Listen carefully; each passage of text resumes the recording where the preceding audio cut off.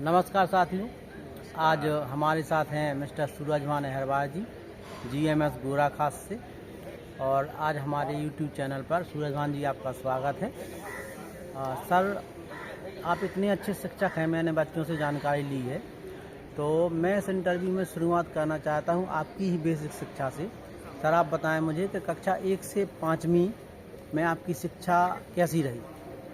कक्षा 1 से कक्षा 5 तक मेरी शिक्षा पृथ्वीपुर से हुई।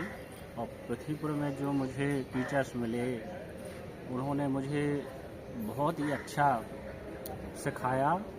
जब मैं कक्षा 1 में पढ़ता था तब मुझे इतना टाइम मिल जाता था कि अपना पेपर कर लूँ और साथ में 2 लोगों का भी पेपर कर सकता था, इतना समय रहता था। अच्छा, आप बताइए, कक्षा 1 से 5 तक कोई ऐसा विशेष शिक्षक जो आपके हृदय में निवास करता हो?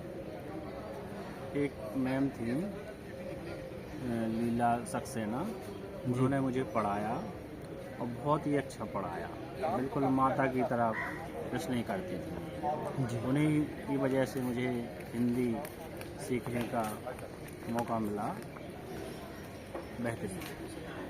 चलिए, इसके आगे सर आपसे बात करते हैं। कक्षा 6, 7, 8वीं में आपके मन में ऐसे कोई विशेष शिक्षक जिन्होंने शैक्षणिक कार्य को बहुत ही अच्छे तरीके से किया हो, उनके बारे में आप बताएं।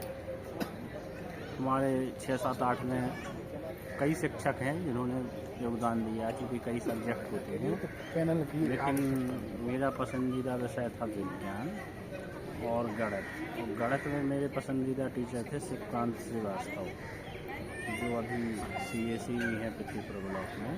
तो उन्होंने मुझे उसी दौरान शिक्षा देती थी कि चूँकि हम लोग क्रिकेट खेलने जाया करते थे, और क्रिकेट में जब हम लोग किसी दिन मिस कर देते थे उनका पीरियड, तब वो बोलते थे कि यदि आप क्रिकेट खेलोगे, हो सकता है आपका भविष्य बन जाए 1%, 2%, 10%, लेकिन यदि आप रेगुलर पढ़ाई करते हैं तो आपका जो भविष्य है वो 100% बन जाएगा। तो सभी का इसमें योगदान रहता है। बहुत बढ़िया सर। इसके बाद सर ये बताइएगा आप हमें, कक्षा 9 से 12वीं तक की शिक्षा में कुछ ऐसे विचार जिन्होंने आपके जीवन में अचानक से बहुत बड़ा बदलाव लाया हो, उनके बारे में बताएं सर। परिवर्तन यहीं से प्रारंभ हुआ। घर तक, पृथ्वीपुर तक मेरी शिक्षा 10th तक वहाँ हुई। उसके बाद में 11th से नेवाड़ी चला गया, और नेवाड़ी में ही हृदय परिवर्तन हुआ और असल ज़िंदगी से अपन रूबरू हुए। क्योंकि जब तक मैं घर पर था, घर पर ही रहना है, स्कूल जाना, घर पर रहना, लेकिन जब नेवाड़ी गए तो घर से दूर रहना, बाहर रहना और परिवेश को, वातावरण को अच्छे से समझने का मौका मिला। तो वहीं से सही शिक्षा प्रारंभ हुई। सर, कॉलेज स्तर के बारे में बताएं कि आपने BSc कहाँ से किया हुआ है, MSc? BSc मेरी पृथ्वीपुर कॉलेज से है, सागर यूनिवर्सिटी से संबंध।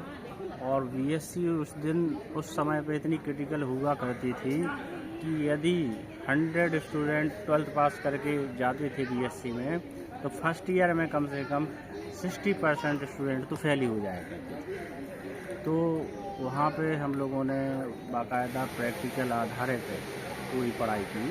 उसमें हमारे प्रोफेसर हुआ करते थे श्री GR अहरवार जी, राकेश अहरवार जी, और एक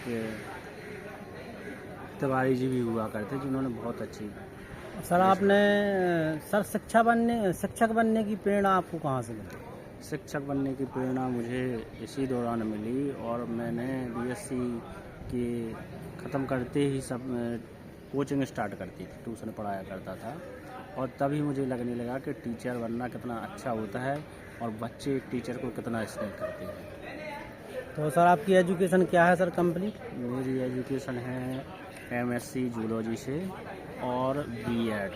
कहाँ से किया है सर? B.Ed मैंने टीकमगढ़ से की है, और MSc मेरी ग्वालियर जीवाजी यूनिवर्सिटी से की। सर, बहुत अच्छा लगा सर आपसे बात करके। हमने आपके विद्यालय को भी देखा है, वहाँ पे आपने बहुत अच्छे पेड़ पौधों का रोपण किया है और छात्रों के बीच में आपकी काफ़ी लोकप्रियता है।